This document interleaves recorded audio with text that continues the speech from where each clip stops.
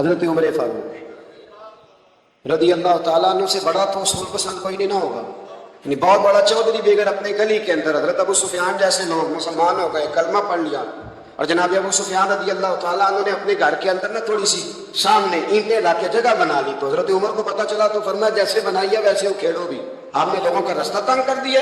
اصول پسند آدمی، اصول کی بات آئے تو بیٹے کو بھی معافی نہیں، کسی کو معافی نہیں، بڑے اصول پسند تھے۔ ایک دن لوگوں نے کہا عمر تو بڑا اصول پسند ہے، پر یہ مسجد نبوی کی گلی میں جو نبی پاک کے چچا حضرت عباس کا پرنالہ لگا ہوا ہے اور وہ سب لوگوں کے کپڑے کیچڑ سے بھر دیتا ہے، وہ پرنالہ نہیں نظر آتا گلی میں لگا ہے۔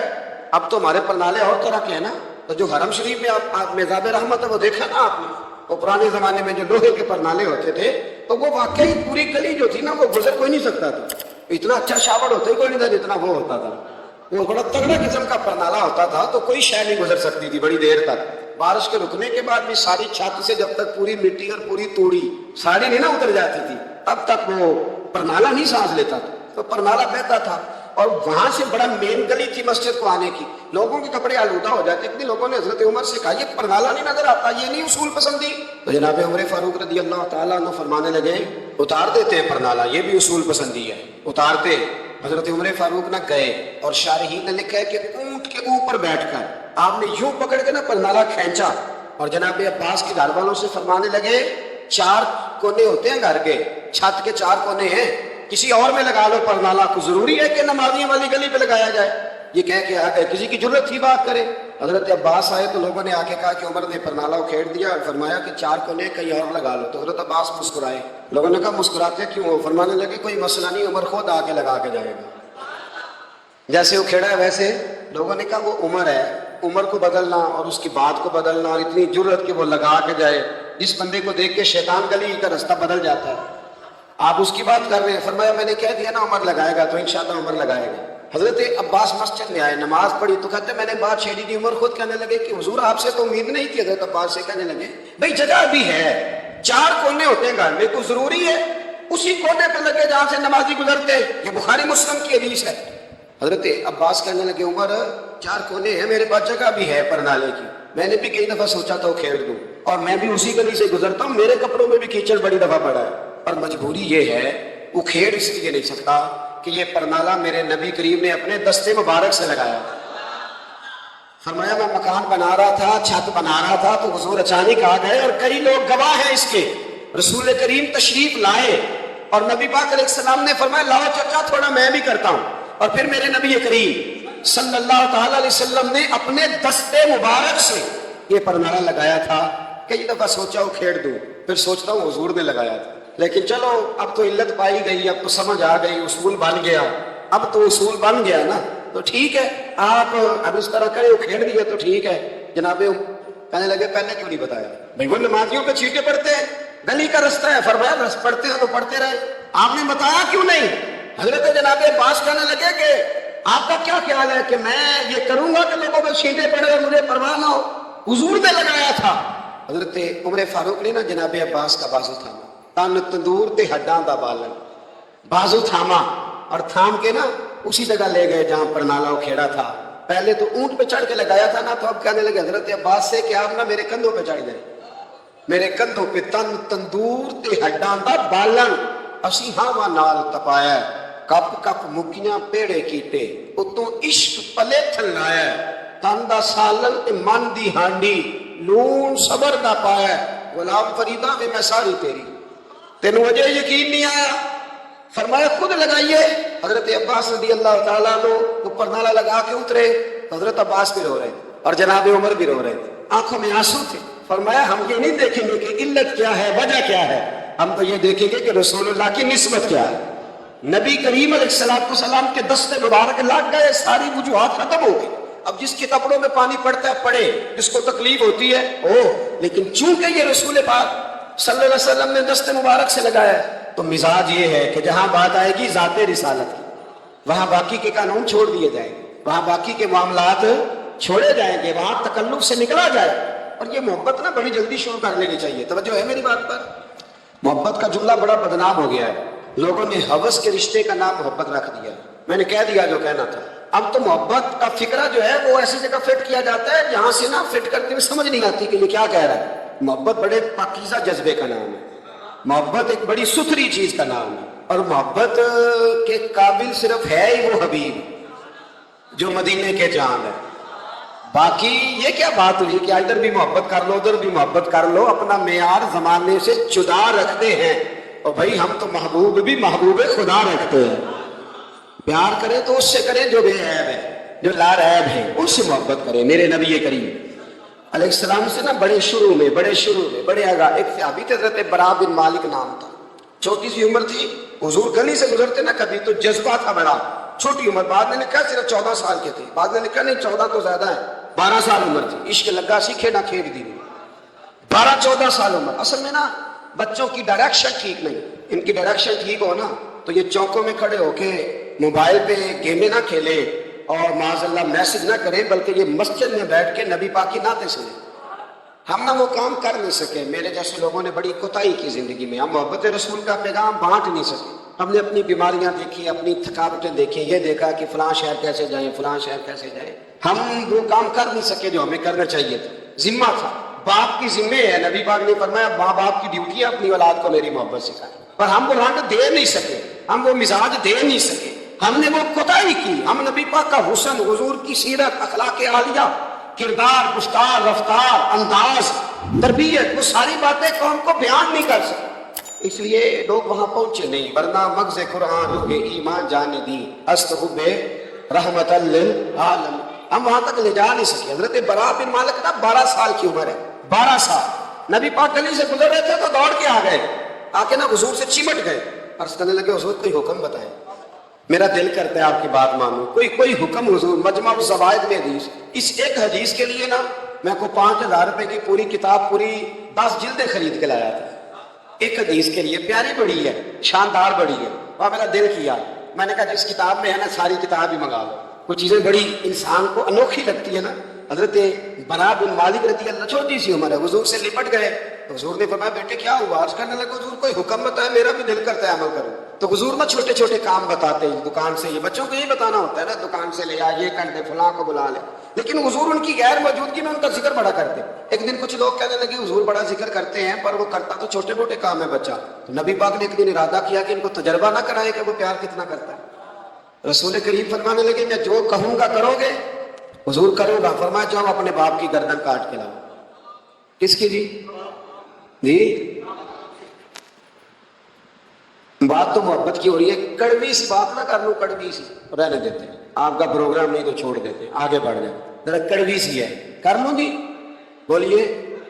یعنی باپ کی, ہم محبت رسول میں صرف داڑھی کی بات کرتے ہیں, کسی کی گردن کی نہیں. صرف ہے ہم کہتے ہیں حضور سے محبت ہے. تو میں نے کہا تھا نا کڑوی ہے, آپ نے مجھے گھورنا شروع کر دیا اور خاصا تیز گھور رہے ہیں آپ. اور خدا کے بندو یہ رسول اللہ کی سنت ہے. کسی کو نہ اچھی لگے, کسی کو ہی تعریف نہ کرے, پر میرے رسول کو تو اچھی لگتی ہے کہ نہیں. نبی, ایک بندہ مجھے کہتے ہیں داڑھی کے نام پہ لوگ تانے بڑے دیتے ہیں, داڑھی رکھی ہے تو یہ کرتا ہے. تو میں نے کہا یہ نبی پاک کے نام کا تانا ہے, اسے کھو چھوڑ کے قبول کر. اس کا بڑا مزہ ہے, اس کو یوں سینہ کھول کے کیا دے تانا, دے تانا. کبھی کبھی نا ایسا ہوتا تھا, میں پڑھتا تھا تو کبھی گزرتے تو کہتے وہ جا رہے ہیں داتا صاحب والے, وہ جا رہے ہیں غوث پاک والے. تو میں نے کہا الحمدللہ, یہ اس طرح ہمیں روز چھیڑا کرو, اس طرح روز چھیڑا کرو, ہمیں خوشی ہوتی ہے. اور یہاں بھی کہنا اور قیامت میں جا کے بھی یہی کہنا کہ یہ داتا صاحب والے ہیں, وہاں بھی کہنا کہ یہ غوث پاک والے ہیں. یہ چھیڑو ہمیں, ہم یہ چھیڑتے ہو تو ہمیں مزہ آتا ہے. یہ کہا کرو, ہمیں روز کہا کرو.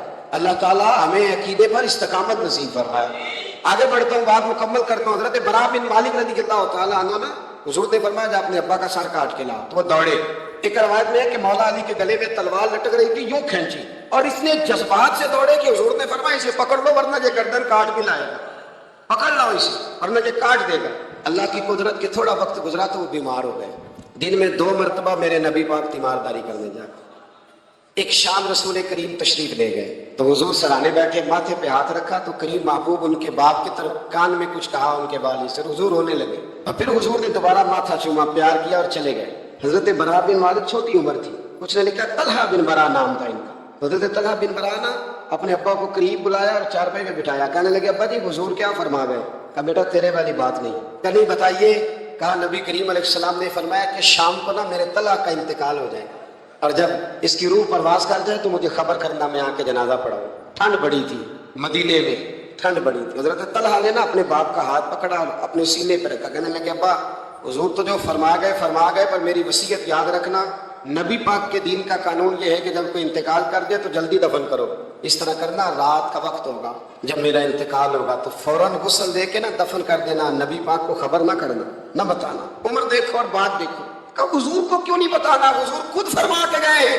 تو کہنے لگے رات کا وقت ہوگا تو جن گلیوں سے حضور نے گزر کے آنا ہے نا وہ یہودیوں کے محلے ہیں، ایسا نہ ہو کہ میرے جنازے کی وجہ سے کوئی یہودی میرے نبی کو تکلیف دے دے، میرے جنازے کی وجہ سے، جنازے کی وجہ۔ یہاں کہتے ہیں حضرت صاحب مجھے بڑا پیار ہے آپ سے پر میرے گھر ضرور پہنچے، جیسے مرے یا جیے وہاں شام کو آپ کو پہنچنا پڑے۔ میرے رسول کریم علیہ السلام کے غلاموں نے دیکھو انداز محبت کیا بیان فرمایا، کہا نبی پاک کو تکلیف نہ ہو میری وجہ سے، میرا جنازہ خود ہی پڑھ کے مجھے دفن کر دینا۔ ان کا انتقال ہو گیا، رات کو دفن کر دیا، صبح حضور تشریف لائے، وہ محبوب جنہیں اللہ نے غیب کے خزانوں کی کنجیاں عطا فرمائی۔ فرمایا بتایا کیوں نہیں، مجھے بتاتے میں خود جنازہ پڑھتا، میں خود نہ قبر میری تے میرے اپیلا جے کر پاوے پھیرا، قبر دے اندروں ہڈیاں اٹھ کے مجرا کر سن تیرا۔ کہا بتایا کیوں نہیں، خبر کیوں نہیں کی، میں جنازہ پڑھتا، میں خود پہنچتا۔ تو بابا بڑے عرض کرنے لگے حضور میرے تو پتر تھا، میرے لیے اس سے بڑی سعادت کیا ہوتی کہ آپ جنازہ پڑھاتے، پر اس نے وصیت کر دی کہ حضور کو بتانا نہیں تکلیف ہوگی۔ نبی کریم فرمانے لگے بتاؤ مجھے اس کی قبر کہاں ہے۔ اور یارو غور کرنا، ساری دنیا گنبد خضرا روضہ رسول پہ اور نبی پاک ایک غلام کی قبر پہ تشریف لے، خود نبی کریم گئے اور آج حضور نے دعا انوکھی فرمائی، فرمایا اے اللہ جب میرا طلحہ تجھ سے ملے نا تو ذرا اس سے مسکرا کے بات کرنا جو تیری شان کے لائے۔ رسول اللہ کی محبت، نبی پاک کی غلامی، رسول اللہ کا پیار، اعلیٰ حضرت کہتے ہیں جان ہے عشق مصطفیٰ، روز فضول کرے خدا، او بھائیو جس کو ہو درد کا مزہ وہ نازے دوا اٹھائے کیوں۔ اور اعلیٰ حضرت فرماتے ہیں جلنا تو ہے، کوئی دولت کے لیے جلتا ہے، کوئی شہرت کے لیے جلتا ہے، کوئی اقتدار کے لیے جلتا ہے۔ فرمانے لگے اے عشق تیرے صدقے جلنے سے چھٹے سستے، جو آگ بجھا دے گی وہ آگ لگائی، جو ساری آگ بجھا دے گی وہ۔ حضور کے غلام تھے حضرت ابو بصیر ان کا نام تھا، حضرت ابو بصیر رضی اللہ تعالیٰ عنہ نا حضور کے غلام تھے تو قید تھے، مکہ مکرمہ میں قید تھے۔ ادھر میرے نبی پاک نے معاہدہ کر لیا قریش مکہ کے ساتھ حدیبیہ کے مقام پر کہ اگر کوئی مسلمان بھاگ کے مکے سے مدینے آئے گا تو مدینے والے پناہ نہیں دیں گے۔ یہ بھی عشق کا امتحان ہے کہ جس سے آپ محبت کریں وہ پناہ ہی نہ دے۔ میں تو کہہ چکا ہوں نا کہ آپ صرف ٹائم نہ دیں تو تعلق ختم ہو جاتا ہے، پناہ نہیں دینی۔ نبی پاک صلی اللہ علیہ وسلم نے وعدہ کر لیا کہ پناہ کس کو نہیں دینی، بول کے بتائیے۔ کافر تو پناہ لینے آ نہیں رہا تھا، کس نے لینے آنا تھا، سارے بولیے۔ فرمایا کہ میں پناہ نہیں دوں گا جو وہاں سے آئے گا، حضور نے وعدہ کر لیا۔ حضرت ابو بصیر بھاگے آئے اور صحابہ کہتے ہیں جب آئے نا تو ان کے ہاتھوں پیروں میں بھی زنجیریں باقی تھی۔ حضرت ابو جندل کے ساتھ بھی ایسا ہوا پر وہ حدیبیہ میں ہوا، لیکن یہ مدینے آئے، زنجیریں تھی، خون بہ رہا اور تڑپ کے رہے، یا رسول اللہ مجھے بڑا مارتے تھے حضور، میں جیل توڑ کے بھاگا ہوں۔ ابھی اللہ کے رسول ان کی بات سنی رہے تھے کہ 4 بندے قریش مکہ کا خط لے کے آ گئے، آپ کا وعدہ تھا پناہ نہیں دیں گے۔ کتنا مشکل مقام ہے، ایک غلام بھاگ کے آ جائے۔ میں کہا کرتا ہوں کہ صرف آپ ساتھ لے کے نہ جائیں آئیں تو لوگ کہتے ہیں کہ میرے سے تو دلچسپی چھوڑ گئے، حالانکہ اصل محبت اس کی ہوتی ہے کہ محبوب توجہ بھی نہ کرے پر وہ کہے کہ میری تو ڈیوٹی غلامی کرنا ہے نا، یہ اصل محبت ہے، یہ عین محبت۔ میں نے آپ کو پہلے بھی کئی دفعہ کہا ہے، میرے صاحب رحمۃ اللہ علیہ کچھ بندوں کو اٹھ کے ملتے اور کچھ آتے تو سلام بھی پورا سا لیتے۔ میں نے ایک دن کہا حضور سارے مرید ہیں، پیر بھائی ہیں، تو کچھ سے آپ بڑا اٹھ کے بغل گیر ہوتے ہیں، پیار کرتے ہیں، کچھ سے صرف ٹھیک ہے گزارا ہو جائے گا۔ تو حضرت صاحب فرمانے لگے یہ جو میں جس سے بالکل سلام نہیں نہ لیتا اس سے مجھے پیار زیادہ ہے اور اس کا بھی مجھ سے پیار ہے۔ میں نے کہا جی وہ کس طرح؟ کہنے لگے کچھ بندے ایسے ہوتے ہیں پروٹوکول نہ دو تو ڈر ہوتا ہے بھاگ جائیں گے، اور کچھ کا پتہ ہوتا ہے کہ جوتے بھی مارو تو یہ ہمارا، یہ جا نہیں سکتا کہیں، جوتے بھی مارو تو کہیں جائے گا، یہ اس کو کسی پروٹوکول کی ضرورت ہے۔ جس نے پروٹوکول مانگا اس نے تو گویا کہا کہ میں آپ عزت کریں گے تو آؤں گا، نہیں کریں گے تو نہیں آؤں گا۔ تو یہ آدھے ہاتھ سے سلام لیتے ہیں، کبھی بھی نہیں بٹھایا ساتھ، چل ٹھیک ہے بھاگ جا اپنا کام کر، لیکن ہے میرا، کہیں جا سکتا اس نے ادھر ہی رہنا ہے۔ اس لیے کچھ لوگوں کو پروٹوکول کی کوئی ضرورت نہیں ہوتی، کچھ کہتے ہیں میں گیا ہوں تو ملے ہی نہیں، میں پیار ہی نہیں کیا۔ تو بھئی یہ ابھی آپ کچے ہیں، آپ کو پکا ہونا چاہیے، ابھی پختگی کی ضرورت ہے۔ سمجھے جو بات عرض کرنے لگا، حضرت ابو بصیر وہاں کھڑے ہیں، نبی کریم علیہ السلام کے پاس وہ خط لے گیا، کتنا مشکل مرحلہ تھا، ایک بندہ بھاگ کے آیا ہے، زنجیریں ہیں، خون ہے، سفر ہے، رو رہا ہے، تڑپ رہا، حضور مجھے نہ بھیجیے گا، یہ مجھے مارتے ہیں۔ میرے رسول کریم کو جب خط ملا تو حضور فرمانے لگے ابو بصیر تو جانتا ہے کہ میں اپنے وعدوں کا پکا ہوں، تجھے پتا ہے اب چونکہ میں نے معاہدہ کیا ہے کہ میں نہیں پناہ دوں گا وہاں سے بھاگ کے آنے والوں کو، تو نہیں دوں گا، لہذا تم واپس جاؤ۔ حضرت ابو بصیر نے آنکھیں کھول کے دائیں بائیں دیکھا تو صحابہ کی گردنیں جھک گئی، نبی کریم علیہ السلام کی آنکھوں میں بھی آنسو چمکے کہ اے اللہ کتنا مشکل مرحلہ آتا ہے میدان محبت میں، فرمایا واپس جانا پڑے گا۔ حضرت ابو بصیر واپس نکل رہے ہیں تو رو رہے ہیں، جب بالکل مسجد سے نکلنے لگے تو عرض کرنے لگے یا رسول اللہ آپ کا ذمہ کہاں تک ہے، یہ پناہ نہ دینے کی بات کہاں تک ہے؟ تو حضور نے فرمایا مدینے کی سرحد تک، مدینے کی، اس سے باہر تو عام اجازت ہے جس کا جہاں دل کرے، حضور نے بس کہہ دیا مدینے کی سرحد تک میرا ذمہ، میں پناہ نہیں دوں گا تجھے، کہا حضور پھر ٹھیک ہے۔ روتے تڑپتے مولا علی راوی ہے، وہ کہتے ہیں کہ میں نے اس دن جتنا اپنے وجود پہ صبر کیا شاید پہلے کبھی کیا ہو، میرے اندر سے جذبہ جہاد کے شعلے اٹھتے تھے، حضور حکم کرے یہ 2-3 ہزار بندہ تو میں اونٹ کے پیچھے باندھ کے لا کے مصطفیٰ کی خدمت میں پیش کر دوں، حضور حکم تو کرے، لیکن بس حضور کا حکم تھا کہ بس جانا ہے۔ تو حضرت ابو بصیر چلے گئے، مدینے کی سرحد ختم ہوئی نا، ادھر آگے بڑھے، وہ 4 بندے تھے، ان کے پاس تلواریں بھی تھی، نیزے بھی تھے، تیر بھی تھے، خود بھی تھے، سارا کچھ انہوں نے تھا، اور حضرت ابو بصیر نہتے تھے۔ جب آگے تھوڑا سا بڑھے نا تو آپ نے نا ایک کی تلوار چھین لی اور چھین کے ایک کی گردن پر تلوار ماری تو باقی 3 ویسے ہی بھاگ گئے۔ ایک روایت میں کہ 2 کو ڈھیر کر دیا، 2 نکل گئے، بھاگ گئے۔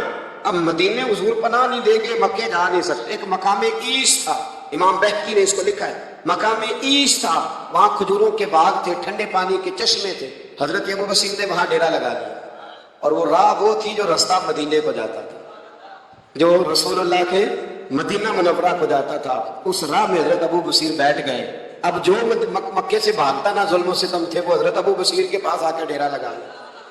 آہستہ آہستہ بندے 70 ہو گئے، پھر تعداد آگے بڑھی تو بندے 300 ہو گئے۔ اب یہ مکے والے یہ کرتے تھے کہ مدینے والوں کو قافلہ مکے کے پاس سے گزرتا تو ان کا سامان رکھ لیتے، پریشان کرتے۔ اب انہوں نے پتا کیا کیا، کو مکے کا قافلہ مدینے کے پاس سے گزرتا تو یہ اس کا سامان رکھ لیتے، اس کو کہتے تنگ کرتے ہو۔ اب چونکہ حضور کا ذمہ تو مدینے تک، سالوں بیت گئے، جو بندہ مدینے جاتا نا، حضرت ابو بصیر اس کو کہتے ایک دفعہ میرے رسول کو بتا دینا کہ میں راستے میں بیٹھا ہوں۔ تو ان کے ساتھی کہتے، حضرت ابو جندل بھی آ گئے تھے، ان کے ساتھی کہتے کہ یار سارے زمانے کو پتا ہے تو بیٹھا ہے، پھر پیغام کیوں دیتا ہے؟ پر میں بس میرا شوق ہے، سبا درے مصطفیٰ تے جا کے کمی درود و سلام نسیمہ جانب بطحا گزر کن ز احوالم محمد راہ خبر کن، میرا پیغام دے دینا نبی پاک کو، میرے ذرا کہنا کہ میں راہ میں بیٹھا ہوں، حضور کی بارگاہ میں عرض کر دینا۔ اور جب کوئی مدینے سے ہو کے نکلتا تو اس کو بلاتے اور پوچھتے کیا حال ہے میرے مصطفیٰ کے مدینے کا، کیا حال ہے رسول اللہ کے نواسوں کا، کیا آج کل طرز ہے ابو بکر صدیق کی، پوچھتے، کہتے ابو بکر تو قریب بیٹھتے ہوں گے نا نبی پاک، گویا فاروق اعظم تو قدموں میں رہتے ہوں گے، عثمان غنی تو بڑی نوکری کرتا ہوگا، طلحہ، زبیر، علی المرتضیٰ یہ تو بڑے قریب رہتے ہوں گے، چل یار جب واپس جائے نا تو میرا بھی سلام میرے رسول کو عرض کر دینا۔ راہوں میں پڑے زمانے گزر گئے، سالوں بیت گئے، اتنے تنگ آئے مکے والے کہ انہوں نے نبی پاک کو خط لکھا کہ یہ والی شیخ ہم ختم کرتے، وہ 300 ہمیں بڑا ستاتے ہیں، آپ انہیں مدینہ ہی بلا لیں، خود ختم کرتے۔ ادھر میرے رسول پاک نے جب خط پہنچا تو فٹافٹ فرمایا قلم لاؤ، کاغذ لاؤ، حضور نے خط لکھوایا، فرمایا ابو بصیر تمہیں مبارک ہو، آ جا مدینے، جگہ بن گئی ہے، اجازت ہے تم آنا چاہو تو آ جاؤ۔ حضرت ابو جندل فرماتے ہیں وہ شدید بیمار تھے، ایک کاسا دوڑا دوڑا آیا، اینا ابو بصیر، بھئی تم میں سے ابو بصیر کون ہے؟ ہم نے اشارہ دیا یہ ہے حضرت ابو بصیر، تو وہ قاصد آیا، جب اس نے خط دیا نا تو اتنے کمزور تھے کہ اٹھ کے بیٹھا نہیں جاتا تھا، وہ خط پڑھا تو ان کی آنکھوں میں کھول کے آنسو آئے اور کہنے لگے ابو جندل ادھر آ، یہ خط تو پڑھ، کہتے میں نے خط پڑھا تو رو پڑے، کہنے لگے فزت برب الکعبہ، رب کعبہ کی قسم میں کامیاب ہو گیا، یہ دیکھ میرے نبی کا نا پیغام آ گیا، دیکھ پیغام آیا، حضور کا پیغام آیا کہ تو آ جا، یہ لفظ کہے، کلمہ پڑھا، روح پرواز کر گئی، کلمہ فزت برب اللہ، سجنا سا توڑ دی بھائی تے جان دیتی رات تیرے، پرواز کر گئی روح۔ پھر میرے محبوب کے صحابہ نے وہاں مسجد بنائی جہاں انہیں دفن کیا، حضرت ابو جندل نے وہاں مسجد بنائی، اور پھر میرے رسول ان کی قبر میں تشریف لائے، حضور نے دعائیں فرمائی۔ صاحبو جن لوگوں نے نبی پاک علیہ السلام سے محبت کی، انہوں نے ذات رسالت کے ساتھ، حضرت ام حبیبہ تھی نا، جب آپ نبی پاک کی ذات سے پیار کرتے تو پھر آپ کے لیے دین پہ عمل کرنا بھی آسان ہوتا ہے، پھر کوئی بات ماننی مشکل بھئی ہمارا تو بیٹا، ہم پیار کرتے ہیں تو بیٹا سارا کچھ منوا لیتا ہے. منواتا ہے کہ نہیں منواتا؟ بیٹی نہیں منوا لیتی. تو کیا جب حضور سے پیار کریں گے تو دین ہم سے سارا کچھ نہیں منوا لے گا؟ سارا کچھ منوا لیتا ہے. حضرت ام حبیبہ، صحیح سند کی روایت درج کر رہا ہوں، حضرت ام حبیبہ حضور کی زوجہ ہیں، جناب ابو سفیان رضی اللہ تعالیٰ عنہ کی صاحبزادی ہیں. مدینہ منورہ پیغام آیا کہ ابو سفیان وصال کر گئے، انتقال ہو گیا. بیٹی کے لیے خبر آئی کہ باپ فوت ہو گیا. 3 دن عدت گزری تو چوتھے دن ام المومنین حضرت ام حبیبہ اٹھی، غسل کیا، دھلے ہوئے کپڑے پہنے اور اپنے جسم کو خوشبو لگائی. عورتیں کہنے لگی، آپ کو پتہ ہے نا تانے ملتے ہیں کہ 3 دن ہوئے ابا فوت ہوا ہے، اور ام حبیبہ اٹھ کے فٹافٹ یہ کام کر لیا. تو آپ فرمانے لگی، مجھے کوئی ضرورت نہیں، باپ کا غم میرے دل میں ہے. اور میرے نبی پاک نے فرمایا، جو بی بی اللہ اور آخرت پر ایمان رکھتی ہے نا، وہ سوائے اپنے شوہر کے کسی کا سوگ 3 دن سے زیادہ نہ منائے. جو اللہ اور اس کے رسول پر اور آخرت پر ایمان رکھتی ہے وہ اپنے شوہر کے علاوہ کسی کا سوگ 3 دن سے زیادہ، مرد کے لیے بھی یہی حکم ہے کہ 3 دن سے زیادہ سوگ، چلو کوئی آ گیا فاتحہ پڑھنے تو فاتحہ پڑھ لے، لیکن 3 دن کے بعد کام کرو. حضرت ام حبیبہ کہنے لگی، نہ میں نے کہیں جانا تھا، نہ میرے گھر میں مہمان آنے تھے، اور چونکہ میرے نبی کا حکم ہے لہذا یہ جو میں نے کیا ہے نا، یہ میں نے اپنے محبوب کی محبت میں کیا ہے. اب مجھ پر دین پہ عمل کرنا کوئی مشکل ہے نہیں، اب آسان ہو گیا. حضور سے پیار کریں. اس کا طریقہ یہ ہے کہ نبی کریم کی حدیثیں سیکھیں، سیرت کو پڑھیں، نبی رحمت علیہ السلام کے زندگی کے واقعات کو سنیں، کان لگائیں. کوئی اچھی نعت پڑھے تو اس پر توجہ کریں. علامہ اقبال کہا کرتے تھے، اگر لوگوں کے دلوں میں حضور کی محبت پیدا کرنی ہے تو میلاد کی محفلیں زیادہ کرو، اور بچوں کو نبی پاک کی سیرت زیادہ سناؤ، اور اگر چاہتے ہو تمہارے اپنے دل میں بہت زیادہ محبت پیدا ہو تو درود و سلام زیادہ پڑھو. یہ اصل ہے، اصل دین ہے، روح دین. اپنی زندگی میں اس محبت کے لیے زیادہ جگہ بنائیں. باقی جتنی محبتیں یہ تنگ کریں گی، قبر میں پریشان کریں گی. اور اگر نبی پاک کی محبت بھی تو اعلیٰ حضرت فرماتے ہیں، اللہ میں عشق رخ شاہ کا داغ لکھ. ہم نے اندھیری رات سنی تھی تو چراغ لے کے چلے، اندھیری رات سنی تھی تو چراغ لے کے چلے. ایک تو بڑی معروف حدیث بخاری مسلم میں موجود ہے کہ عروہ بن مسعود ثقفی کہتے ہیں، جب میں آیا اور میں واپس گیا تو جا کے پھر انہوں نے کہا قریش مکہ سے جا کے مسلمانوں کی جنگی صلاحیت کا ذکر نہیں کیا، بلکہ جا کے کہنے لگے، یار میں بڑی دنیا پھرا ہوں، پر جو ادب نبی پاک کے غلام اپنے نبی کا کرتے وہ میں نے کسی کا دیکھا نہیں ہے. دوسری روایت بخاری مسلم میں حضرت انس بن مالک رضی اللہ تعالیٰ عنہ کی. حضرت انس بن مالک رضی اللہ تعالیٰ عنہ ارشاد فرماتے ہیں کہ نبی پاک علیہ السلام کے جب ایام وصال قریب آئے نا تو حضور مسجد میں آنا جانا کم فرما دیا تھا. کئی دن حضور تشریف نہیں لاتے تھے، تب بھی علالت کے باعث. یہ بھی اللہ تعالیٰ کی قدرت کاملہ ہے. فرماتے ایک دن نا پیر شریف کا دن تھا اور فجر کی جماعت تھی، اور جناب ابو بکر صدیق نماز پڑھا رہے تھے. اچانک نا حضور کا دل کیا غلاموں کو دیکھنے کو، تو حضور نے نا حضرت عائشہ صدیقہ کے مکان کے حجرے کا پردہ سرکا کے نا تو غلاموں کو دیکھا. اب تو ماشاءاللہ بہت سارے لوگوں نے مدینے کی زیارت کر لی. آپ جانتے ہیں کہ یہاں کر کے ان کا مکان ہے، تو یہاں اگر سامنے امام کھڑا بھی ہو تو مقتدی دیکھ بھی لے پردہ سرکا ہے، تو یہ پہلے والے دیکھ لیں گے جو قریب ہیں، آخری والے تو نہیں نہ دیکھ سکتے. میری طرف دیکھیں نا یار، ہاں نہ تو کرے نا. اب تو اتنی تو گرمی اللہ نے کی نہیں اس رمضان میں، اتنی تو گرمی کی نہیں، جتنا ٹھنڈ میں بھی سو جاتے ہو، سخت گرمی ہو پھر بھی سو ہی جاتے ہو. مہربانی کرو نا، تھوڑا جاگو، اللہ آپ کو جزائے خیر عطا فرمائے. میں جو بات کر رہا ہوں اس پہ غور کرو. بھائی یہاں سے پردہ سرکایا کسی نے، تو یہ 5 7 10 جو قریب کے نمازی ہیں وہ تو دیکھ لیں گے، تو وہ جو صف کے اینڈ پہ ہیں وہ کیسے دیکھیں گے، اور صف کا جو امام ہے وہ کیسے دیکھے گا. اور حدیث میں بخاری مسلم سے پیش کر رہا ہوں. حضرت انس بن مالک کہتے ہیں نبی پاک نے جب پردہ سرکا کے چہرہ انور دکھایا نا تو فرماتے ہیں ہمیں یوں لگا کہ قرآن کا صفحہ کھل گیا ہے. آپ فرماتے ہیں جب ہمیں لگا نا قرآن کا صفحہ کھل گیا تو حضرت ابو بکر صدیق نے چاہا کہ نماز چھوڑ کر پیچھے آ جائے تاکہ حضور امامت کرائیں. تو حضرت انس بن مالک فرماتے ہیں اجتماعی طور پر سب کا یہاں تک ہم پہنچ گئے تھے کہ شاید چند سیکنڈ اور گزریں گے تو ہم نماز توڑ دیں گے، فرض نماز توڑ دیں گے. ویسے کسی صوفی کا شعر پڑھیں تو لوگ اعتراض کرتے ہیں، اب حدیث سنا کے پڑھ لو خیر ہے. ویسے کسی صوفی کا شعر پڑھیں تو لوگ کہتے ہیں تو دیکھو جی بابے نے کیا کہہ دیا. یہ حدیث بخاری ہے، بابا اس کا ترجمہ کرتا ہے. حضرت خواجہ صاحب فرماتے ہیں نماز پڑھا کہ میں تیں وال دیکھا. کیا انداز گفتگو ہے. کہنے لگے نماز پڑھا کہ میں تیں وال دیکھا، میں کعبہ بھول گیا.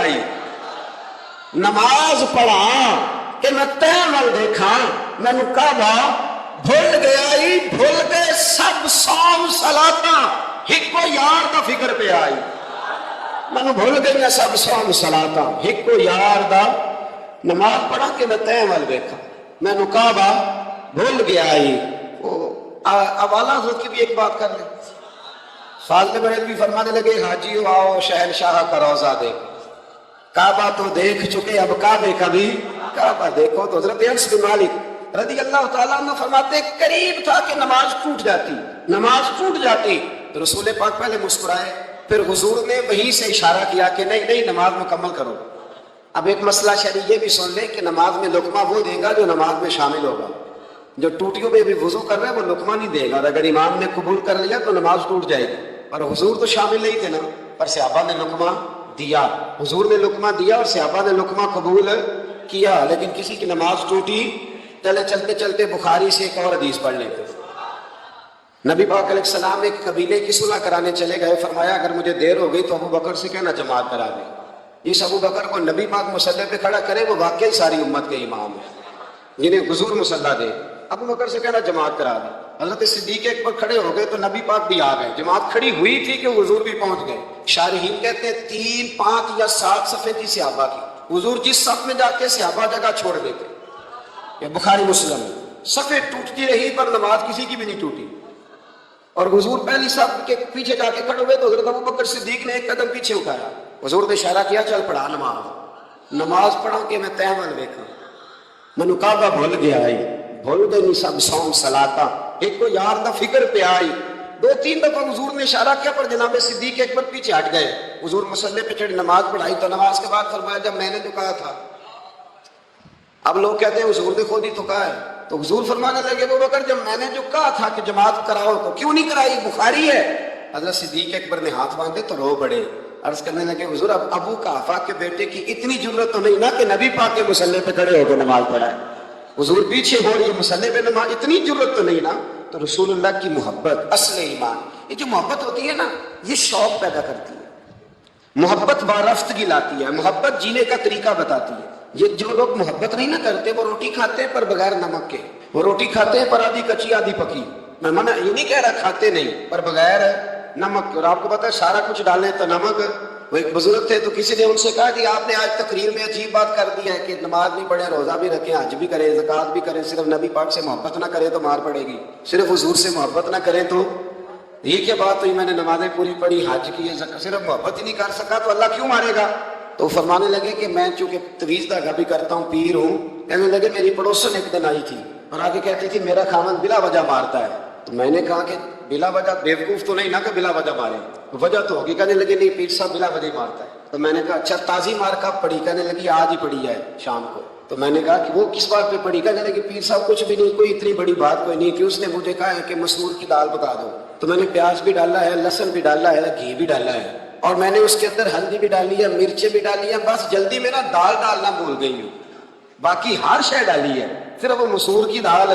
तो हजरत साहब को बात तो नहीं थी ना मारने वाली। पीर साहब कहने लगे नहीं समझ आ गई है, वाकई बेवकूफ है, इसे मारना नहीं चाहिए, तूने सारा कुछ तो पकाया है, सिर्फ दाल ही नहीं ना पकी, बाकी तो पक गया।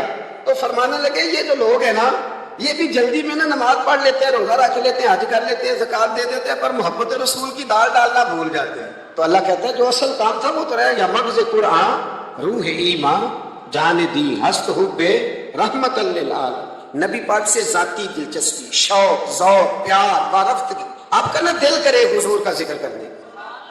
और जब आप नबी करीम अलैहिस्सलाम का नाम ले तो पता चले किसी खासुल खास का जिक्र किया जा रहा है।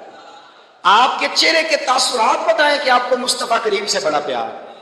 आप नात सुने तो आपका दिल लगे, जमे, शौक हो। आप मदीना, एक साहब आए मदीना शरीफ से मुझे मिलने के लिए वापस आए तो कहने लगे हज़रत साहब आप मैंने इरादा किया है गरीबों की मदद करूंगा, यतीमों की मदद करूंगा, उम्रा मैंने कर लिया। मैंने कहा यार ये बात तेरी ठीक है, नफली हज उम्रे से बेहतर था गरीब की मदद करता, पर तू ये ना कह कि मैंने अब जाना नहीं, ये अच्छा नहीं लगता। तू कह कि अल्लाह मुझे बार बार ले जाए, हर बार ले जाए। वो तो फलसफा जो बयान कर रहा है वो ठीक है, लेकिन जो मोहब्बत वाले मामला होते हैं ना उनमें कोई कंप्रोमाइज हो सकता।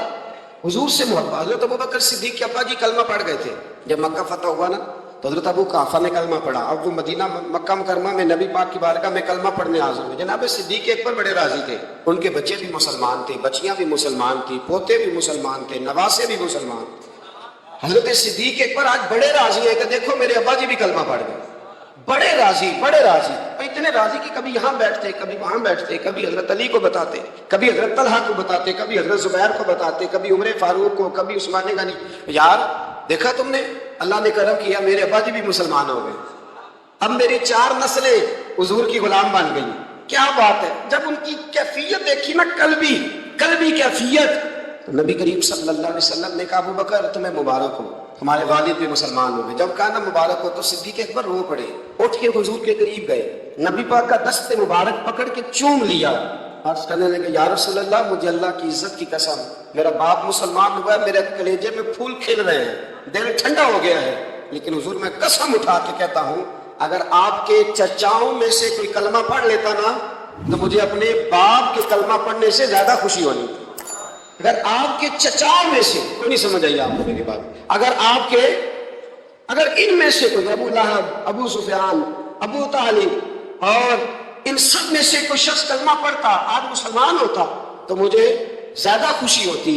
نبی کریم صلی اللہ علیہ وسلم نے جب ان کی طرف غور سے دیکھا تو عرض کرنے لگا یا رسول اللہ صلی اللہ تعالیٰ علیہ وسلم، اصل بات یہ ہے کہ جب اگر چچاؤں میں سے کوئی کلمہ پڑھتا تو آپ نے زیادہ راضی ہونا تھا، اور حضور مجھے اپنے راضی ہونے سے آپ کا راضی ہونا زیادہ اچھا لگتا ہے، آپ کی رضا، آپ کی طبیعت۔ یارو ہم لوگ پتہ کیا، میں نہیں بڑا اصول پسند ہوں، میں سیدھا سیدھا چلتا ہوں، بھائی اصول پسند اور ہوتا ہے، محبت والا اور ہوتا ہے۔ ایک اقرا بن حابس رضی اللہ تعالیٰ عنہ کہتے ہیں میں نے ایک دن عرض کی یا رسول اللہ آپ بچوں سے بڑا پیار کرتے ہیں، میں تو نہیں کرتا، میں تو ذرا کھینچ کے رکھتا ہوں، ڈانٹ کے رکھتا ہوں۔ تو حضور فرمانے لگے تیرے دل سے اگر اللہ نے رحمت کو کھینچ لیا ہے تو میں کیا کروں، مجھے تو اس نے رحمت للعالمین بنایا۔ اصول پسندی اور ہوتی ہے اور محبت اور ہوتی ہے، ان دونوں میں فرق ہوتا ہے۔ ہم لوگ کہتے ہیں جی میں اصول پسند ہوں جی، پابندی سے نماز پڑھتا ہوں، روزہ سیدھا سیدھا چلتا ہوں جی، میں اس چکر میں نہیں پڑھتا کہ میں غلامی کروں، میں محبت کروں، میں نعت پڑھوں، میں محفل میں جاؤں، یہ کام میں نہیں کرتا۔ کہ ہم جب یہ دیکھتے ہیں نا کہ لوگ کیا کہہ رہے ہیں، لوگوں کا کیا مطمع نظر ہے، تو ہم بہت ساری کمزوریوں کا شکار ہوتے ہیں، بہت ساری کوتاہیاں کر جاتے ہیں، بہت ساری غلط فہمیاں اور غلط فیصلے ہم سے سرزد ہوتے ہیں۔ یہ کبھی نہیں سوچنا کہ لوگوں کی یہاں رائے کیا ہے، اچھا کہہ رہے ہیں برا کہہ رہے ہیں، آپ نے یہ دیکھنا ہے کہ آپ کر کیا رہے ہیں۔ اگر اچھا کر رہے ہیں تو پھر آپ منزل پر صحیح ہیں، پھر آپ نے رستہ چھوڑنا نہیں، آپ نے سفر بڑا سادہ سا کام ہے آج کل ہمارے ہاں، اگر خاندان کے اندر، قبیلے کے اندر 2 لوگوں کے رشتہ ہو سکتا ہے، لڑکا اور لڑکی ہمارے اپنوں کے ہیں اور ہماری تھوڑی سی مداخلت سے معاملہ ٹھیک ہو سکتا ہے، تو میں نے یہ دیکھا ہے کہ بڑے بوڑھے، سارے نہیں لیکن اکثر الا ماشاءاللہ وہ مداخلت نہیں کرتے، ان کی تھوڑی سی کوشش تھے خاندانوں میں جو تھوڑی تھوڑی باتیں ہیں وہ دور ہو کے رشتے ہو سکتے ہیں، وہ کوشش کیوں نہیں کرتے؟ میں نے یہ کہتے ہوئے لوگوں کو سنا ہے کہ بعد میں جو شکایتیں آئیں گی وہ کون پوری کرے گا؟ آپ کے بہو اور بیٹے کی جو شکایتیں ہیں وہ کون پوری کر رہا ہے؟ آپ کر رہے ہیں نا؟ اگر آپ یہ دیکھیں یہ کام کتنا اچھا ہے کہ آپ نے 2 گھروں کو ملا دیا۔ نبی کریم علیہ السلام نے حضرت ربیعہ بن کعب کا نکاح بھی کرایا ہے، حضرت اسامہ بن زید کا بھی حضور نے رشتہ کرایا ہے۔ نبی پاک علیہ السلام ان کاموں پر توجہ دیتے کہ جہاں میرے آگے بڑھنے سے کہیں غلاموں کے بھلے ہو سکتے ہیں تو حضور آگے بڑھتے، وہ بھلا کرتے۔ ہمارا کردار کمزور ہو جاتا ہے، ہم کہتے ہیں جی وہ شکایتیں وہ جو غلام میں آئیں گے تو وہ کس نے لینے ہیں۔ ایک بزرگ سے میں نے محبت کے ساتھ کہہ دیا تھا، میں نے کہا آپ کی کتنی زندگی ہے؟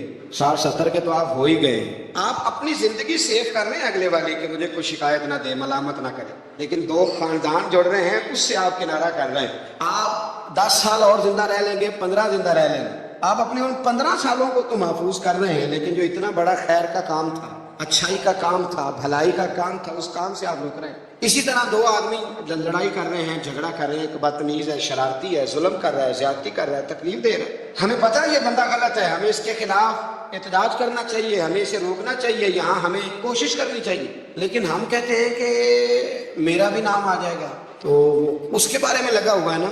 تو بھائی یہ یاد رکھیں مکافات عمل ہے، اگر شر کو روکا نہیں جاتا تو شر پھیل جایا کرتا ہے۔ اس لیے میرے نبی کریم صلی اللہ تعالیٰ علیہ وسلم نے فرمایا اپنے بھائی کی مدد کرو، وہ ظالم ہو تب بھی مدد کرو، مظلوم ہو تب بھی مدد کرو۔ تو صحابہ نے عرض کی یا رسول اللہ مظلوم کی مدد تو سمجھ میں آتی ہے، تو ظالم کی کیسے مدد کریں؟ اگر بھائی ظالم ہو تو پھر بھی مدد کرو، تو مظلوم کی مدد تو سمجھ میں آئی، تو یہ جو ظالم بھائی ہے اس کی کیسے مدد کریں؟ تو حضور نے فرمایا اسے ظلم کرنے سے روک دو، یہ بھی تمہارے لیے اس کی مدد ہوگی کہ تم نے اسے بہت بڑے ظلم اور زیادتی سے روک دیا ہے، اسے سمجھاؤ کہ یہاں تم غلط ہو، یہاں تمہارے اندر کوتاہیاں پائی جاتی ہیں تو اسے منع کر دو، یہ بھی تمہاری مدد ہے۔ ہم کیا کہتے ہیں؟ ہم کہتے ہیں کہ مینوں کی لگے، میرا بھی ذکر آئے گا، میرا بھی، تو بھی ایسا نہیں ہوتا۔ شر کو روکنا ہے، برائی کو روکنا ہے۔ پھر اس رستے میں اگر کوئی شخص ملامت کرتا ہے تو اس ملامت کی پرواہ نہیں کرنی، یہ قرآن مجید کا حکم ہے۔ حضرت ابو ذر غفاری رضی اللہ تعالیٰ عنہ کہتے ہیں کہ دار ارقم میں نا صحابہ کرام چھپ چھپ کے نمازیں پڑھتے تھے، اور یہ بھی آپ یاد رکھ لیں کہ جب تک نبی پاک صلی اللہ علیہ وسلم نے اعلان نبوت نہیں کیا تھا تو حضور سارے مکے والوں کی آنکھوں کے تارے تھے، سارے صادق اور امین کہتے تھے۔ اور جب حضور نے کہا قولوا لا الہ الا اللہ، کہو کہ اللہ کے علاوہ کوئی معبود ہے، اب کیا ہوا ہے؟ اب دو مسئلے ہوئے۔ ایک تو کچھ لوگوں کے مفادات کو ٹھیس پہنچی، اب انہیں ظلم چھوڑنے پڑیں گے، دین پہ آئیں گے تو ایک ہی صف میں کھڑے ہو گئے محمود و ایاز، نہ کوئی بندہ رہا نہ کوئی بندہ نواز، تو سب کو ایک ہونا پڑے گا، ایک صف میں آنا پڑے گا، ایک جگہ قائم رہنا پڑے گا۔ اب لوگوں کے مفادات کو ٹھیس پہنچتی تھی، وہ جو ظلم کرتے تھے، غلاموں کو بیچتے خریدتے تھے، ان پر زیادتیاں کرتے تھے، بچیاں دفن کرتے تھے، قبضے کرتے تھے، غریب کا مال لوٹ لیتے تھے۔ اب یہ سارے مفادات صرف انہیں بت نہیں چھوڑنے پڑتے تھے، انہیں اپنے سارے جرم چھوڑنے پڑتے۔ وہ کیا کرتے تھے؟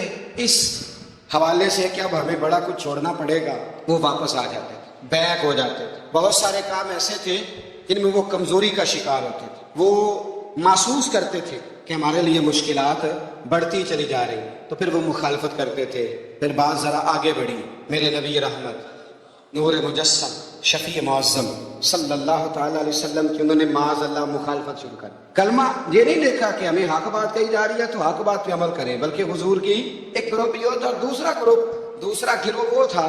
حضرت ابو سفیان رضی اللہ تعالیٰ عنہ مسلمان ہوئے تو وہ بیان کرتے ہیں کہ اس زمانے میں نا اخنس بن شریح نے کہا تھا ابو جہل سے کہ یار ساری زندگی امین صادق اور امین کہتے رہے ہیں، آج ان کی کن پٹیوں پہ سفید بال آئے ہیں اور انہوں نے اعلان نبوت کیا تو ہم کیوں نہیں مانتے؟ تو ابو جہل کہنے لگا یار باتیں وہ ٹھیک کرتے ہیں، کام ان کا ٹھیک ہے، لیکن مسئلہ یہ ہے کہ اگر ہم ان کا کلمہ پڑھ گئے تو پھر چدراہٹ تو اس خاندان میں چلی گئی۔ چدراہٹ کی بنیاد پر حق بات کی مخالفت، کہ چدراہٹ ادھر چلی گئی ہے، بڑائی ادھر چلی گئی ہے، تو حق بات کی مخالفت کس بنیاد پر لوگوں نے شروع کر دی؟ اب ملامت کی جو وجوہات ہوتی ہیں وہ یا حسد ہوتا ہے یا عداوت ہوتی ہے، یا اس کی بنیاد یہ ہوتی ہے کہ وہ آپ کے مفادات کو ٹھیس پہنچ رہی ہے، یا محسوس کر رہے ہیں کہ بڑائیاں کسی اور طرف چلی گئی۔ تو میرے رسول کریم سید عالم نور مجسم شفیع معظم صلی اللہ تعالیٰ علیہ وسلم نے دار ارقم کے اندر، پہلے حضور آنکھوں کے تارے تھے، پھر یہ حالت ہوئی کہ چھپ کے دار ارقم کے اندر صحابہ نے مجھے کہا کہ باہر جا کے بتانا نہ، کہتے ہیں نبی پاک نے جب نصیحتیں کی نا تو حضور نے مجھے یہ نصیحت فرمائی کہ ابو ذر کلمہ تو نے پڑھ لیا ہے، اب لوگ تمہیں برا کہیں گے، ملامت کریں گے، پر تم نے کسی ملامت والے کی پرواہ، تم نے کسی کی پرواہ نہیں کرنی۔ کہتے میں نے وعدہ کر لیا۔ حضرت ابو ذر غفاری رضی اللہ تعالیٰ عنہ ارشاد فرماتے ہیں کہ میں نے حضور سے وعدہ کر لیا کہ اب میں کسی کی پرواہ۔ اب جب میں باہر نکلنے لگا تو صحابہ میں سے بعض نے مجھے مشورہ دیا کہ ابھی بتانا نہ کسی کو، کیونکہ یہاں لوگ ملامت کرتے ہیں، برا کہتے ہیں، مارتے ہیں۔ تو حضرت ابو ذر کہتے ہیں میں نے ان کی طرف پلٹ کے دیکھا، اور میں نے کہا بھائی اب جو جس کے دل میں آتا ہے وہ کہے، غلامی کر لی ہے تو اب کر لی ہے، کلمہ پڑھ لیا ہے تو اب پڑھ لیا ہے، اب جس نے جو کہنا ہے وہ کہے، جو کرنا ہے وہ کرے، بات ختم ہو گئی۔ اب طے جو کر لیا ہے، اب تیرے ہو جو گئے، اب تیرے ساتھ نسبت ہو جو گئی تو اب تیرے ہیں۔ اور کہنے لگے میں نے حضور سے وعدہ کیا ہے کہ اب میں کسی کی پرواہ نہ کرے۔ داتا گانجی بخش علی اجمیری رحمت اللہ علیہ فرمایا کرتے تھے کہ حق بات پر اور سچے رستے پر چلنے کا تو مزہ ہی تب آتا ہے جب دل ٹوٹتا ہے، جب تکلیف ہوتی ہے۔ تو رب فرماتے ہیں مجھے ڈھونڈنا ہو تو ٹوٹے ہوئے دلوں کے پاس ڈھونڈا کرو، میں ٹوٹے ہوئے دلوں کے پاس ملتا ہوں، مجھے ڈھونڈو تو وہاں جا کے ڈھونڈو، میں ٹوٹے ہوئے دلوں میں ملتا ہوں، وہاں مجھے تلاش کرو، میں وہاں ملوں گا۔ جب آپ کی لوگ مذمت کرتے ہیں، جب آپ کو لوگ برا کہتے ہیں اور آپ ہوتے ہیں حق پہ، پھر مزہ کتنا آتا ہے، پھر لطف کتنا آتا ہے۔ آپ بظاہر تکلیف میں ہوتے ہیں لیکن وہ جو آپ کے اندر کی، اور پھر آپ کو وہ چیزیں محسوس کرنے بھی مزہ آتا ہے کہ نبی کتنی تکلیف میں رہے، رسول کتنی۔ ایک بات میں نے سورہ اعراف میں دیکھی، اس کو کبھی کبھی دیکھتا ہوں تو میں برتا حیرت میں گم ہو جاتا ہوں کہ یہ بھی ہوتا ہے۔ حضرت موسیٰ اللہ کے بڑے لاڈلے نبی ہیں یار، وہ پیغمبر، رب کریم کے وہ رسول کہ جن کا اللہ تعالیٰ نے قرآن مجید کے کم و بیش ہر پارے میں تذکرہ فرمایا ہے، اور اللہ کے وہ لاڈلے نبی جن کے لیے رب کریم نے دریا کو کہا کہ رستہ چھوڑ دے، 12 رستے بن گئے۔ اللہ کے وہ نبی جن کے لیے اللہ نے من و سلوہ نازل فرمایا، اللہ کے وہ رسول جو پتھر پر اپنا عصا مارے تو اللہ 12 چشمے پانی کے جاری فرما دے، اللہ کے وہ نبی جو اپنا عصا، اپنی چھڑی زمین پر پھینک دے تو وہ اژدہا بن جائے، حضرت سیدنا موسیٰ کلیم، اور سب سے بڑی بات یہ جن سے رب خود باتیں فرمائے، اللہ جن سے کلام فرمائے۔ ابن یعقوب کو اللہ نے صورت بخشی، ید بیضا کی کلیم اللہ کو نعمت بخشی، ہر نبی کو کوئی عزت کوئی عظمت بخشی، پر میری سرکار کو بے پردہ زیارت بخشی، میری سرکار کو بے پردہ زیارت بخشی۔ نبی کریم علیہ السلام سے قبل حضرت موسیٰ علیہ السلام کتنا اللہ نے شان دیا ہے، لیکن حضرت موسیٰ کے آنے سے پہلے بنی اسرائیل کے بچے قتل ہونے لگے۔ آپ نے ساری بات سنی ہوئی ہے، فرعون نے خواب دیکھا تھا، پھر بچے قتل کرانے لگے کہ وہ بچہ پیدا نہ ہو، اور پھر حضرت موسیٰ تشریف لائے تو بنی اسرائیل کو کچھ جہاد بھی کرنا پڑا، اس کے فرعون کے خلاف لڑنا بھی پڑا، آگے بھی بڑھنا پڑا۔ تو سورہ اعراف میں مفہوم آیت یہ ہے کہ ایک دن بنی اسرائیل والے حضرت موسیٰ سے کہنے لگے کہ معاذ اللہ آپ کے آنے سے پہلے بھی ہم تکلیف میں تھے اور آپ کے آنے کے بعد بھی ہم اذیت میں ہیں۔ بڑا مشکل نہیں یہ لفظ کسی کا بیان کرنا کسی کو، کہ آپ کے سبب سے گویا ہمارے بچے قتل ہوئے اور آپ کے سبب سے ابھی بھی ہم تکلیف میں ہیں، ہم اذیت میں آئے۔ میرے بھائیوں، پھر سچ کہا تھا نا حضرت سعد بن عبادہ نے، یا رسول اللہ ہم حضرت موسیٰ کی قوم نہیں، ہم حضرت موسیٰ کی قوم نہیں جو آپ سے کہیں گے آپ لڑیں گے آپ کا رب لڑے۔ حضور ہم تو آپ کے غلام ہیں، آپ جہاں جہاں اشارہ کرتے جائیں گے ہم سر قربان کرتے جائیں گے۔ ہم وہ نہیں ہیں جو کہیں گے آپ لڑیں اور آپ کا رب لڑے۔ حضور ہم حاضر ہیں اور حاضر رہیں گے، جانے دیں گے، گردنیں کٹائیں گے، حاضر ہیں اور حاضر، بولیے حاضر ہیں اور حاضر، غلامان محمد جان دینے سے نہیں ڈرتے، یہ سر کٹ جائے یا رہ جائے کچھ پرواہ نہیں کرتے۔ تو رسول کریم صلی اللہ تعالی علیہ وآلہ وسلم سے قبل آپ دیکھیے حضرت موسیٰ کی نے اتنی بڑی بات کر دی جناب موسیٰ کی قوم، کہ حضرت موسیٰ پھر بھی دین حق کی بات کرنے سے پیچھے ہٹے۔ یہ اللہ کے بندوں کا طریقہ رہا ہے کہ وہ ملامت کی پرواہ، کس صوفی کو برا نہیں کہا گیا۔ آپ صوفیاء کے حالات پڑھ کے دیکھ لیں، ان پر فتوے ہیں، کسی پر کوئی ہے اور کسی پر کوئی ہے۔ آپ علماء، سب علماء کو نکال کے دیکھ لیں، کسی پر لوگوں نے کوئی چارج شیٹ لگا دی ہے، کسی پر کوئی فتویٰ دے دیا ہے، کسی پر کوئی بات کر دی۔ لوگ مخلوق تو فنکار ہے اس درجہ کے پل بھر میں، سنگے درے کعبہ سے بھی اسنام تراشے، تم کون ہو کیا چیز ہے داغ کبابی۔ لوگوں نے تو مریم پہ بھی الزام تراشے۔ لوگ کیا کرتے ہیں؟ لوگ مشائخ پر الزام لگاتے ہیں، برے الزامات معاذ اللہ۔ حضرت فاضل بریلوی نے بعض لوگوں پر فتوے دیے تھے، یہ بڑا مشکل کام ہوتا ہے لوگوں کی اصلاح کی بات کریں۔ اعلیٰ حضرت نے 4 بڑے لوگ تھے جن کو لوگ بڑا جانتے تھے، ان کی غلطیوں پر انہیں تنبیہ کی اور کہا کہ اگر آپ رجوع کر لیں، توبہ کر لیں تو آپ کے لیے دروازہ بھی کھلا ہے۔ لیکن سب زور لوگوں نے اس بات پہ لگا دیا کہ وہ شدت پسند تھے، ملامت کی، ان کے خلاف کتابیں لکھی، جانے کیا کیا کہا۔ ان کی اس ایک بات کو لے کر جو کہ عین حق تھی، لوگوں نے شدت پسند کہا۔ اور جو فاضل بریلوی نے ساری زندگی عشق رسول کا درس دیا، جو 1000 سے زیادہ کتابیں لکھی، جو انہوں نے رسول اللہ کے ترانے لوگوں کو یاد کرائے، جو انہوں نے ہر عنوان پر قلم اٹھایا، لوگ ان کی خدمات کو بھول گئے۔ یاد رکھو، تنقید کی عینک لگا کے دیکھو گے تو ساری دنیا غلط ہی نظر آئے گی، اور محبت کے ساتھ دیکھو گے تو اللہ نے کائنات میں بڑا حسن رکھا ہوا ہے۔ رب کی مخلوق بڑی پیاری ہے، بڑی شاندار ہے، بڑی بندہ نواز ہے۔ میرے ابراہیم علیہ السلام کے غلاموں میں جتنے لوگ بھی تھے، ان سب کے، یہ جو ہمارا خیال ہوتا ہے نا کہ سارے لوگ ہمیں اچھا کہیں، یہ خیال سرے سے درست ہے ہی نہیں۔ ساری دنیا مسلمان ہو گئی، اللہ کو ماننے لگی ہے، حضور کا کلمہ پڑھنے لگی ہے، تو آپ کو سارے اچھا کیسے کہہ دیں گے؟ جب رب رسول کے بارے میں بھی سارے لوگ کلمہ نہیں پڑھتے، مطیع اور فرما بردار ہیں، آپ کا یہ دعویٰ کیسے ہے؟ آپ یہ کیسے محسوس کرتے ہیں؟ حضرت جنید بغدادی رحمۃ اللہ علیہ ایک شخص کا جنازہ پڑھ کے فارغ ہوئے تو لوگوں نے کہا حضور بڑا ہی اچھا آدمی تھا، ہر بندہ اس کی تعریف کرتا ہے۔ آپ فرمانے لگے غلطی ہو گئی، اس کا جنازہ نہیں پڑھنا چاہیے تھا، یہ تو ذو معنی بندہ تھا، ذو وجہین تھا، 2 منہوں والا تھا، جس کے پاس جاتا تھا اسی کا ہو جاتا تھا۔ اس نے تو سب کو راضی رکھنے کی پالیسی اختیار کی ہوئی تھی، لہذا یہ درست نہیں تھا۔ اگر یہ بندہ سچا ہوتا، حق بات کہتا، تو لوگ اس کے مخالف بھی ہوتے، اگر یہ صحیح رستے پر ہوتا تو لوگ اسے برا کہنے والے بھی ہوتے۔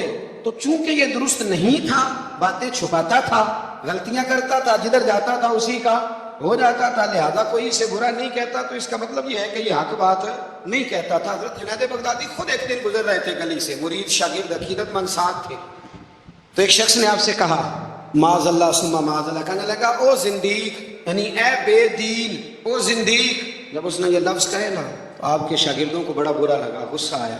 حضرت جنید بغدادی رحمۃ اللہ علیہ نے پلٹ کے اس شخص کی طرف دیکھا تو آپ ہنسے، فرمانے لگے یار سارے بغداد کو میرا ایک ہی نام یاد تھا کہ میں دیندار ہوں، تو نے اچھا کیا ایک اور نام بھی یاد کرا دیا ہے۔ چلو ایک اور نام بھی لوگوں کو یاد ہو گیا، پہلے سارے بغداد کو میرا بولیے ایک ہی نام پتا تھا کہ جنید بڑا اچھا کیا تو نے. حضرت مولانا ظفر الدین صاحب بہاری ملک العلماء، انہوں نے بخاری کی شرح لکھی ہے. اعلیٰ حضرت رحمۃ اللہ علیہ کے خلیفہ تھے مولانا ظفر الدین بہاری رحمۃ اللہ تعالی علیہ. آپ فرماتے ہیں کہ اعلیٰ حضرت کو نا بے شمار خط آتے تھے. اب تو ٹیلی فون کا رواج ہے تو اس زمانے میں خطوط ہی، ویسے خط بھی بڑا شاندار ہوتا تھا، بندہ سوچ سمجھ کے تو لکھ لیتا تھا نا. تو بڑے خط آتے تھے اعلیٰ حضرت کو، خطوط پر ہی آپ جواب دیا کرتے تھے. خط آتے، کسی نے کسی لقب سے پکارا ہے، کسی نے کسی نام سے پکارا ہے. کسی نے ایک خط آیا تو اس میں بڑے غلط لفظ لکھے تھے، بڑے غلط جملے، معاذ اللہ ثم معاذ اللہ، ملامتی لوگ جو ملامت کرنے والے ہوتے ہیں، انہیں بڑی تکلیف پہنچائی. تو اعلیٰ حضرت فاضل بریلوی رحمۃ اللہ تعالیٰ علیہ کے خلیفہ مولانا ظفر الدین صاحب بہاری رحمۃ اللہ علیہ نے وہ خط جب پڑھا تو بڑا غصہ آیا، بڑا جلا. اعلیٰ حضرت رحمۃ اللہ علیہ فرمانے لگے کیا ہوا؟ عرض کی اور اس نے بڑے برے لفظ لکھے ہیں، میں اس پر مقدمہ کروں گا، کیس کروں گا، عدالت جاؤں گا. تو اعلیٰ حضرت فرمانے لگے وہ پہلے جس نے پیارے لفظ لکھے ہیں پہلے اس کے لیے انعام کا اعلان کرنا، پہلے کوئی جائیداد دے، کوئی تحفہ دے، پھر اس پر مقدمہ بھی کر لینا. فرمایا اگر اتنے لوگ اچھا کہہ رہے ہیں تو دو چار ایسے ہیں بھی، تو میں یہ کہا کرتا ہوں چلو نظر نہیں لگتی. کیا ہوتا ہے بولیے؟ اللہ کرے آپ کو سمجھ آئے. چلو نظر نہیں لگتی، کو دو چار ہوں بھی تو نظر کوئی حرج نہیں، نظر نہیں لگتی. اعلیٰ حضرت فرمانے لگے یا تو ان کو انعام دو، ان کے نام جائیداد کا، تو پھر تکلیف دینے والوں پر مقدمے بھی کر لینا. تو اگر وہاں تمہیں نام نہیں دے رہے تو پھر یہاں تمہیں مقدمہ کرنے کی حق بات پر، سچی بات پر آپ مستقل مزاجی اختیار کریں، آپ ٹھہریں. پھر آپ کو کوئی کیا کہہ رہا ہے یا آپ کے بارے میں کیا بیان کر رہا ہے، پھر آپ اس بات سے نکل آئیں، پھر آپ اس سے نکلیں. میرے نبی رحمت نور مجسم شفیع معظم صلی اللہ تعالی علیہ وسلم طائف کے بازار بھی چلے گئے تھے، عکاظ کی منڈیوں میں بھی حضور چلے گئے. نبی پاک نے ایک کافر کے ہر سوال کا جواب دیا، اور جب دین کی تکمیل ہونے لگی مدینہ منورہ میں تو کافر ختم ہوئے تو منافق کھڑے ہو گئے. پوری صورتیں ہیں منافقین کے بارے میں. ادھر سے معاملہ ختم ہوا تو ادھر سے کبھی حضور کے علم پر اعتراض کرتے، کبھی حضور صلی اللہ تعالیٰ علیہ وسلم کے صحابہ پر شکوہ کرتے، کبھی کوئی بات کرتے، کبھی کوئی بات کرتے. لیکن میرے حبیب کریم علیہ السلام نے ہمیشہ ڈٹ کر، کھڑے ہو کر، استقامت کے ساتھ ہر بات کو سنا اور امت کو یہ پیغام دیا کہ تم نے سچی بات پر کھڑے رہنا ہے، تم نے دائیں بائیں پلٹنا نہیں ہے.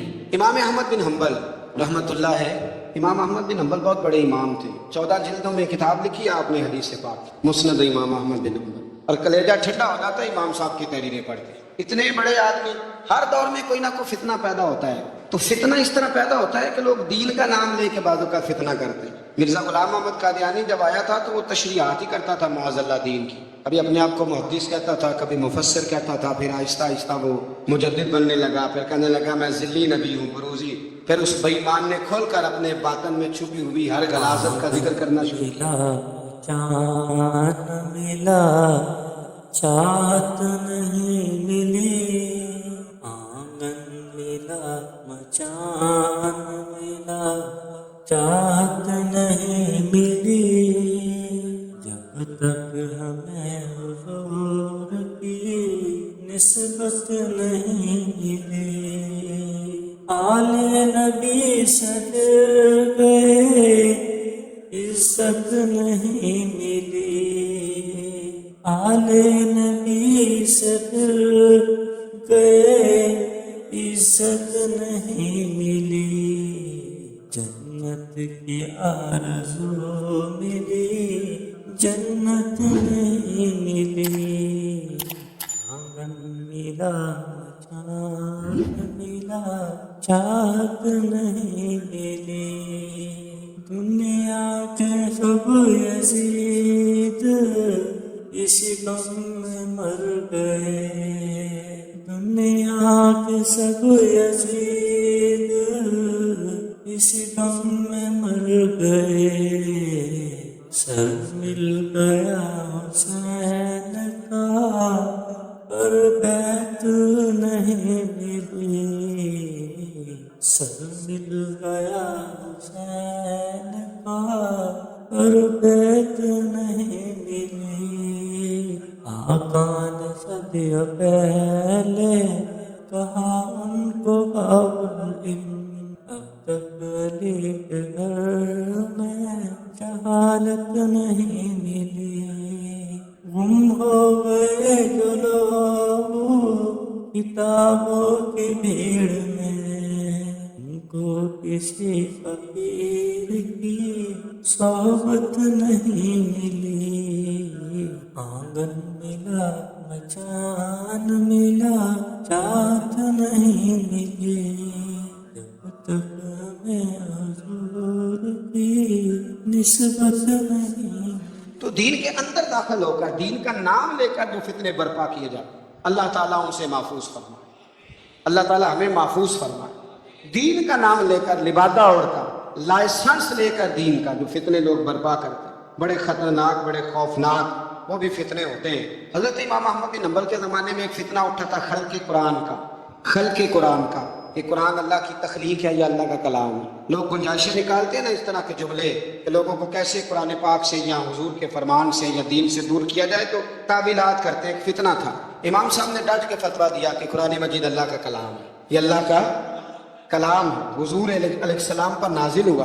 امام صاحب نے اعلان کیا، ڈٹے، تو بادشاہ وقت نے آپ کو قید کر دیا، پولیس بھیجی، امام صاحب کو پکڑ کے لے گئے۔ جیل میں جانا کو برا نہیں، سارے جیل میں قیدی برے نہیں ہوتے، جیل میں تو حضرت یوسف بھی رہے ہیں، حضرت یوسف علیہ السلام بھی جیل میں، سارے لوگ جرم کر کے نہیں آئے ہوتے، کچھ عدل کر کے بھی جیل میں آئے ہوتے۔ لیکن اس کا غلط ترجمہ نہ کر لینا، جیل میں برے بھی ہوتے ہیں، برے بھی جیلوں میں اپنی مرضی کی لائنیں بھی لوگ بنا لیتے ہیں نا، تو اچھے لوگ بھی بعض اوقات بعض آزمائشوں کے سبب جیلوں میں جاتے ہیں۔ امام احمد بن حنبل کو جب گرفتار کر کے لے گئے نا، امام صاحب کچھ دن جیل میں رہے، جب واپس تشریف لائے امام احمد بن حنبل رحمۃ اللہ علیہ، جب آپ واپس تشریف لائے تو آپ کے صاحبزادے کہتے ہیں کہ ابو الحسن نام کا ایک چور تھا، ابو الحسن نام کا پکا چور تھا۔ پکے چوروں کا بھی سب کو پتا ہوتا ہے نا، سارا بغداد جانتا تھا کہ پکا چور ہے۔ لیکن امام صاحب کچھ مہینے جیل میں رہ کے واپس آئے تو ہر نماز کے بعد اس چور کے لیے دعا کرتے، کہتے اللہ ابو الحسن پہ رحم فرما، اللہ اس پر، حد ہو گئی حضرت، چور سے ملاقات، اب آپ جیل جائیں گے تو ایسے لوگوں سے ملاقاتیں تو ہوں گی نا، قاتلوں سے بھی، چوروں سے بھی، دہشت گردوں سے بھی،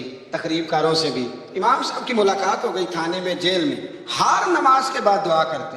آپ کے صاحبزادے کہتے ہیں میں نے ایک دن کہا ابا جی اس چور کے لیے آپ دعا کرتے ہیں تو نماز میں بڑے نمازی شریک ہوتے ہیں، کسی نمازی کا خیال کہیں جاتا ہے کسی کا کہیں جاتا ہے، تو آپ بتا ہی دیں بات کیا ہے۔ تو امام صاحب فرمانے لگے یار ہے وہ چور، پر اس نے مجھے ایک بہت بڑی نصیحت کر دی چور نے۔ ہم تو محدثین اور علماء کی بات نہیں نہ سنتے، تو نصیحت لینے والے کہتے ہیں جہاں سے اچھی بات ملے وہاں سے لے لو۔ کہتے ہیں چور نے مجھے ایک نصیحت کی، حضور وہ کیا؟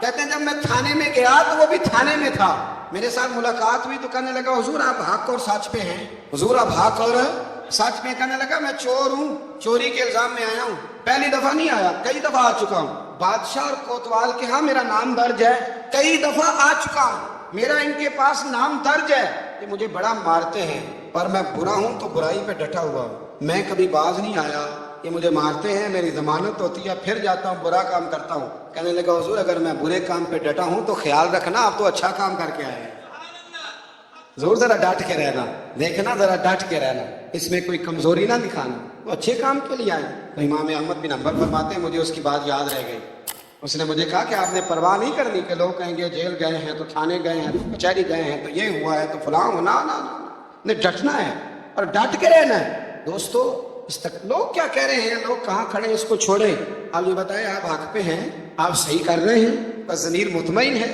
اللہ رسول کی بارگاہ میں آپ سرخرو ہیں، آپ اس کو دیکھیں اور کسی ملامت کرنے والے کی ملامت کی پرواہ نہ کریں۔ یہ آج کا پیغام ہے۔ ہمارے بزرگوں کا طریقہ یہ تھا کہ وہ ڈٹتے تھے، وہ بات کرتے تھے، کھری بات کرتے تھے، سچی بات کرتے تھے، عوامی رائے کی پرواہ نہیں کرتے تھے۔